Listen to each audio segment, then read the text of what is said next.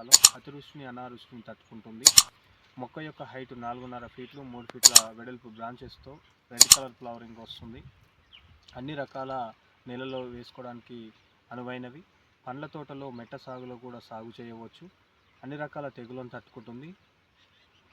వేసుకునే విధానం: ఒక ఎకరానికి 3 కేజీల విత్తనం మోతాదు.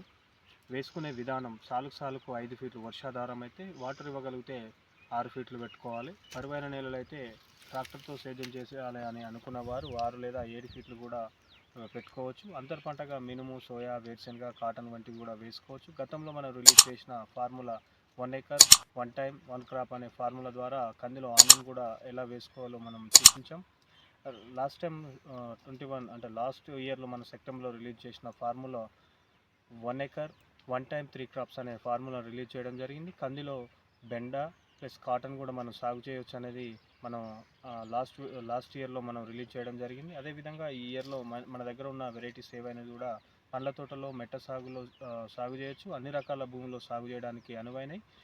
స్కంద త్రిబుల్ అనేది ఏదైతే ఉందో దాని రిలేటెడ్గా ఉంటుంది. అదేవిధంగా ఇది వర్షాధారంగా ప్లస్ వాటర్ ఉన్న చోట సాగు చేయడానికి అనువైనవి. హీల్డింగ్ వచ్చేసి వర్షాధారం అయితే 10 నుంచి 12 క్వింటాలు వస్తుంది. వాటర్ ఇవ్వగలిగితే 15 నుంచి 18 క్వింటాలు వస్తుంది. ప్రాపర్గా మెయింటైన్ చేస్తే 21 క్వింటాల్స్ కూడా వచ్చే అవకాశం ఉంది. సంప్రదించవలసిన ఫోన్ నెంబర్ 9912500930 రాఘవేందర్ యాదవ్.